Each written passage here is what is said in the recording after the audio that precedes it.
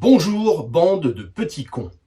Avant de commencer cette vidéo, je tiens à préciser qu'elle est également destinée aux femmes. Vous êtes toutes les bienvenues sur cette chaîne. Voilà, je viens volontairement, vous l'aurez compris, de réaliser devant vous l'introduction de vidéo YouTube la plus naze et la plus maladroite qui soit. Mon idée en l'occurrence dans cette vidéo, c'est de vous parler de la dimension performative du langage, c'est-à-dire au-delà des mots et des phrases, de l'impact que produisent nos paroles sur nos interlocuteurs, mais aussi sur le langage lui-même et la société dans son ensemble. Mais ce serait quand même dommage de faire ça en se privant du très subtil générique composé par Cannibal Penguin, le plus grand groupe de fuck metal pingouin de toute l'histoire du rock'n'roll. J'en profite pour vous signaler qu'avec Cannibal Penguin, nous allons sortir un deuxième album dans le label Juste une Trace en mai ou en juin 2022 et que du coup nous cherchons des dates de concert à ce moment-là. Vous pouvez nous faire signe. Musique. La philosophie, ça sert à rien. Et c'est ça qui est bien. Content de vous retrouver toutes et tous pour ce 20e épisode de La philosophie ça sert à rien et c'est ça qui est bien. Quel est le caractère performatif du langage? Ou pour le dire autrement, quel est l'impact du langage? En quoi les mots que nous employons et la façon dont nous les employons peut modifier le sens et donc les conséquences même de ce que nous disons? Pour répondre à ces questions, nous allons nous inspirer du travail de Judith Butler et en particulier de son ouvrage Le pouvoir des mots, politique du performatif, publié dans les années 90 et traduit en français aux éditions Amsterdam. Judith Butler est une intellectuelle américaine qui a notamment beaucoup écrit sur la question des discriminations, en particulier les discriminations liées à la sexualité et aux questions de genre. Mais pour bien penser le langage et évoquer les concepts de Judith Butler, nous pouvons aussi nous aider de mon introduction volontairement ridicule à cette vidéo. Bonjour, bande de petits cons. Avant de commencer cette vidéo, je tiens à préciser qu'elle est également destinée aux femmes. Vous êtes toutes les bienvenues sur cette chaîne. En résumé, je vous ai d'abord insulté en vous traitant de petits cons, puis j'ai tenu un propos à destination des femmes pour leur souhaiter spécifiquement la bienvenue dans mes vidéos. Cette introduction est en fait très paradoxale. En effet, lorsque je vous ai traité de bande de petits cons, j'imagine que peu parmi vous se sont véritablement sentis insultés ou rabaissés. Au contraire, lorsque j'ai spécifiquement accueilli les femmes dans le visionnage de cette vidéo, il est probable que la plupart d'entre vous, et en particulier les femmes, ont trouvé cela un peu ridicule, voire méprisant et franchement déplacé. D'un point de vue strictement formel, je n'ai dit que des choses gentilles, ou pour le dire avec un mot très à la mode et donc totalement vidé de son sens aujourd'hui, des choses bienveillantes. Hein, les femmes? Vous devriez être contentes que je vous parle gentiment? Bien que d'un point de vue strictement formel, mon propos soit effectivement gentil et clairement favorable à l'égalité homme-femme, par exemple, eh bien, il est au minimum maladroit et ridicule, et on peut même l'entendre comme discriminant, voire légèrement insultant à l'égard des femmes. En effet, en soulignant de manière démonstrative le fait que ces vidéos sont aussi destinées aux femmes, j'ai finalement surtout souligné le fait que, habituellement, le domaine de la philosophie est historiquement largement dominé effectivement par des figures masculines. Je souligne également indirectement le fait que si les statistiques de YouTube sont justes, cette chaîne est effectivement fréquentée à 80% par des hommes. Et j'ai regardé ce matin, si on parle de la durée du visionnage, nous arrivons au chiffre incroyable de 96,5% d'hommes qui visionnent ces vidéos. Les filles... Nous venons donc de constater, avec ce simple exemple, qu'il est possible de prononcer des insultes qui, en fait, ne sont pas vraiment insultantes, au même titre qu'il est possible de prononcer des mots bienveillants et empathiques, qui vont en fait constituer une authentique insulte. Notons que nous touchons ici du doigt la fonction principale de la philosophie qui est de nous faire chier. Pour le dire de façon plus sobre, la philosophie est là pour limiter l'extension de la bêtise, comme le dit si bien Gilles Deleuze, c'est-à-dire finalement pour déranger tous ceux qui voudraient justement nous dire que les choses sont simples. Nous voyons bien ici que dans le domaine du langage, mais aussi dans plein d'autres domaines de la vie, eh ben non, les choses sont rarement simples. La question qui se pose est de savoir pourquoi une insulte pourrait ne pas être vraiment une insulte et inversement. Judith Butler convoque dans son livre de nombreux exemples à ce sujet. Elle souligne que la dimension performative d'une insulte, c'est-à-dire sa capacité à vraiment blesser et insulter l'autre, ne relève pas essentiellement des mots qui sont utilisés, mais du contexte d'ensemble qui est convoqué lorsque nous utilisons tel ou tel mot, telle ou telle insulte. Mes deux filles, Anna et Jeanne, sont à la fois blondes et franco-allemandes. S'il me venait à l'idée de vouloir les insulter, ce que j'essaye plutôt d'éviter, je pourrais par exemple leur dire « espèce de blonde » ou alors « espèce d'allemande » ou encore « espèce de juive ». Espèce de blonde, espèce d'allemande, espèce de juive. Ces trois formules qui se voudraient insultantes sont, du point de vue strictement grammatical et syntaxique, comparables et équivalentes. Il s'agit à chaque fois de la formule « espèce de » avec un nom derrière. Et a priori, il n'est ni mieux ni moins bien d'être juif, allemand ou blond, ou éventuellement les trois à la fois, ou rien du tout. Mais nous voyons bien pourtant que le pouvoir d'agression de ces différentes insultes n'est pas le même.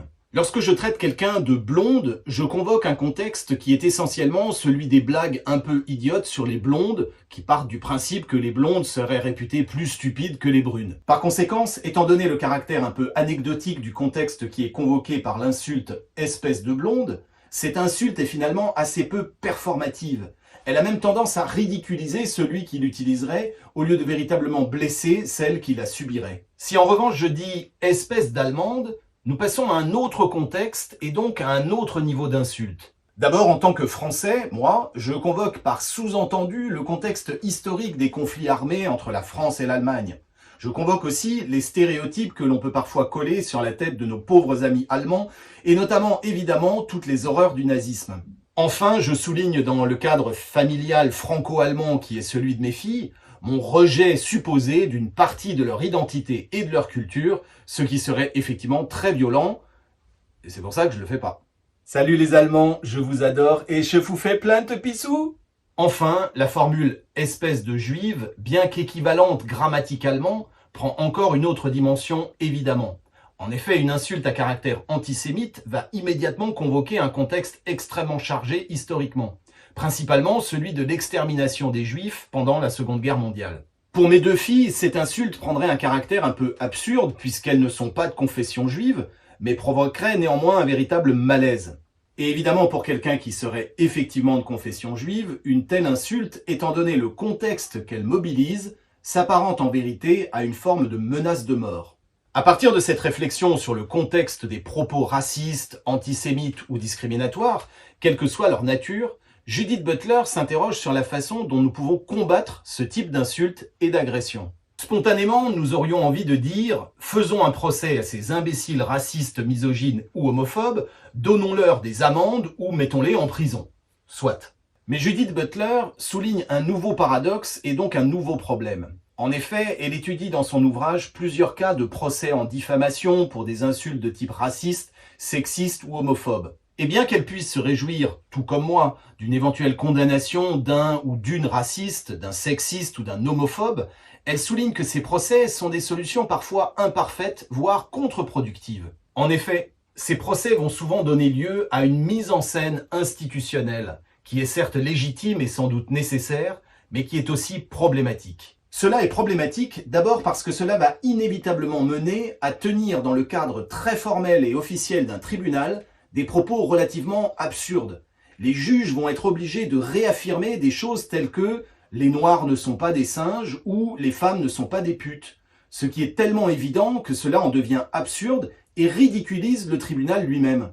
Deuxième problème, la répétition de ces propos absurdes mène de fait à répéter l'insulte, de surcroît dans un cadre public et institutionnel et généralement en présence de la personne qui en a été la victime, alors même qu'elle est là pour effacer l'insulte et non pas pour la subir à nouveau. Troisième problème, et peut-être le plus crucial et le plus paradoxal, ce type de procès, même s'il débouche sur la condamnation des insultes, va aussi involontairement en consolider le contexte même et donc le caractère performatif. En effet, si un jugement établi par un tribunal affirme par exemple que traiter quelqu'un de blonde est passible de 3 ans de prison, imaginons ça par exemple, eh bien la prochaine fois que quelqu'un traitera une autre personne de blonde, son insulte prendra un caractère beaucoup plus transgressif et donc beaucoup plus violent que quand il s'agissait d'une simple référence aux blagues sur les blondes.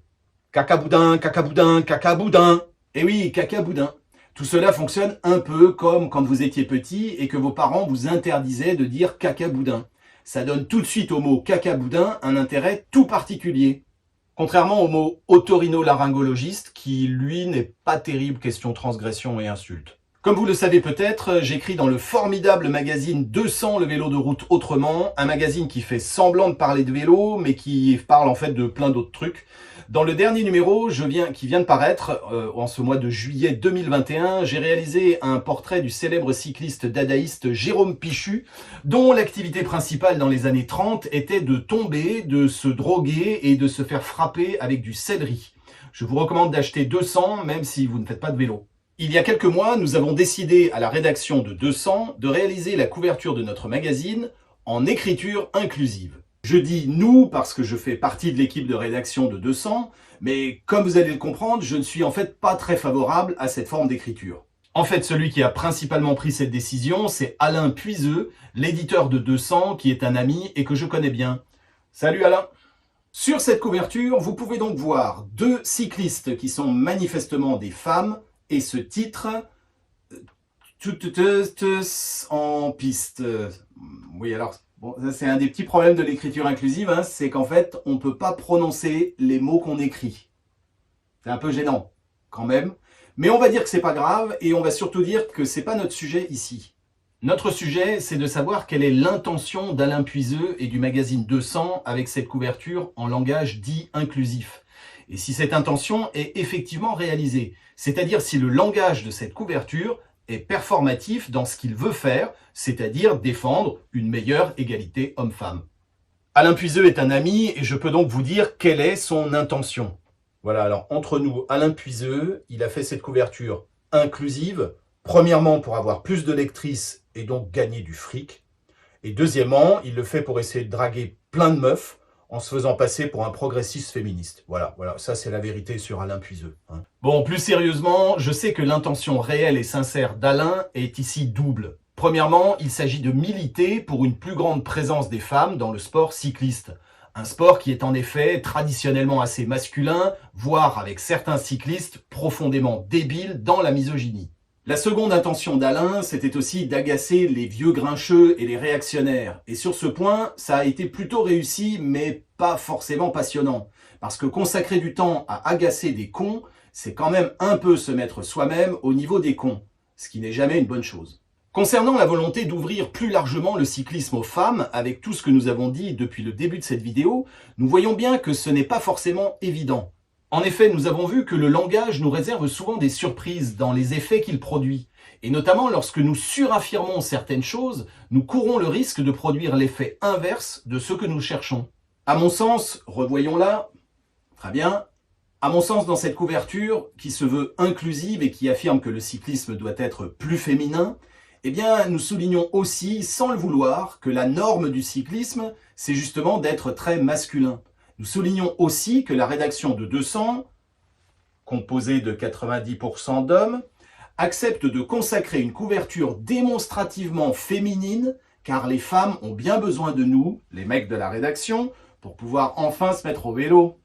Bref, je crois que cette couverture inclusive est un peu comme mon introduction volontairement ridicule à cette vidéo, quand j'affirmais qu'elle était également destinée aux femmes. Puisque Alain Puiseux est très sympa, il a accepté de m'envoyer pour cette vidéo une version alternative de la même couverture de magazine. Une version que je lui ai moi-même demandé de réaliser, et cette version, c'est la suivante.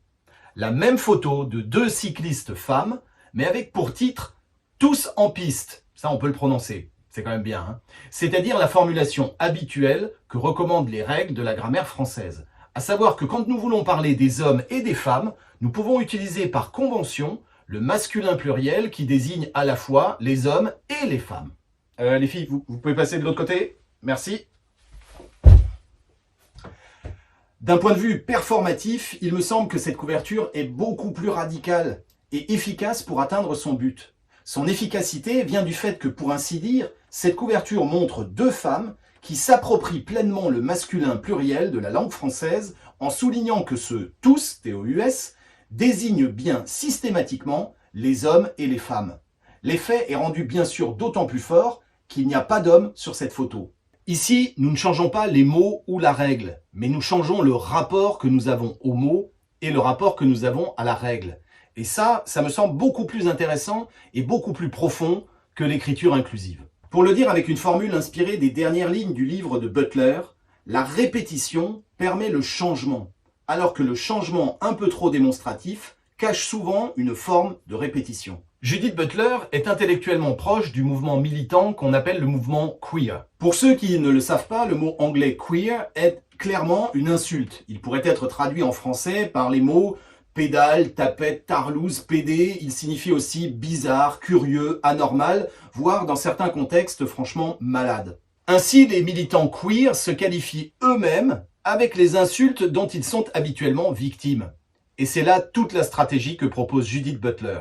Pour elle, et pour moi également, l'enjeu de la diversité, de la vraie rencontre de l'autre et de sa véritable inclusion dans une société de liberté, d'égalité, de fraternité et de droit, n'est pas de changer les mots et le langage, mais au contraire de changer notre rapport aux mots et au langage. En changeant le contexte habituel d'utilisation des mots, c'est là et seulement là que nous changeons en profondeur le langage, c'est-à-dire son efficacité et sa signification, autrement dit, son caractère performatif. Puisque je vous ai déjà parlé dans cette vidéo de plusieurs connaissances proches, je voudrais également vous parler de mon ami Benoît. Salut Benoît, j'en profite pour te saluer ici et te dire que c'est très précieux de connaître quelqu'un de ta qualité depuis maintenant 25 ans.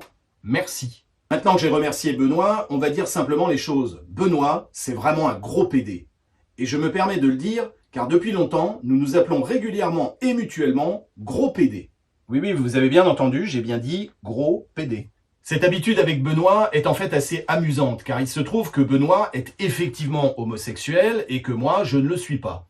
Et pourtant, ni pour lui, ni pour moi, cette qualification ouvertement vulgaire de gros PD n'est vécue comme une insulte. Bien au contraire, comme nous le disions il y a encore une semaine avec Benoît au téléphone, il s'agit d'une marque de confiance, de complicité, voire d'affection. Il s'agit aussi du signe de deux personnes adultes qui ont un rapport à la fois riche et subtil au langage, une bonne dose d'humour, et puis un rapport réel à l'autre. Je pense ici aussi à mon ami Enzo Murelli, le bassiste de notre groupe Cannibal Penguin, qui me disait pas plus tard que hier soir que dans sa famille d'origine italienne, ils avaient pris l'habitude de se qualifier eux-mêmes de rital, c'est-à-dire l'insulte que l'on utilisait dans les années 60-70 pour désigner les immigrés italiens. Notons au passage qu'il y en a même un qui en a fait une chanson. Je suis Rital et je le reste, et dans le verbe et dans le geste. J'aimerais terminer cette vidéo sur une citation qui me tient à cœur et qui fait écho à l'ensemble de ce que nous venons de dire. En février 1918, Richard Hülsenbeck, le dadaïste, affirme « Nous étions pour la guerre et le dadaïsme est encore aujourd'hui pour la guerre. Il faut que les choses s'entrechoquent. C'est encore loin d'être assez cruel. » L'éloge que fait Hülsenbeck de la guerre n'est évidemment pas un éloge du massacre réel des masses dans des tranchées. Il s'agit au contraire d'un éloge de la vie. Mais ce que Dada et Richard Hülsenbeck affirment, c'est que la vie suppose de la passion, des chocs, des émotions, des enthousiasmes, des colères, des conflits, des oppositions ou des provocations et des transgressions. Si j'ai réalisé cette vidéo sur le caractère performatif du langage, ce n'est pas seulement pour vous faire découvrir la pensée intéressante de Judith Butler et les stratégies queer. C'est aussi pour aider tous ceux qui, comme moi, sont profondément attachés à la diversité, à l'égalité, à la non-discrimination, mais qui ne se reconnaissent pas pour autant dans certains discours actuels qui pensent avoir le monopole du progrès et qui prétendent tout savoir sur l'inclusion et la diversité. Ces discours et ces postures me semblent souvent intellectuellement très pauvres et très faibles. On parle aujourd'hui à toutes les sauces de bienveillance et d'empathie, de tolérance, mais de la manière la plus mièvre qui soit.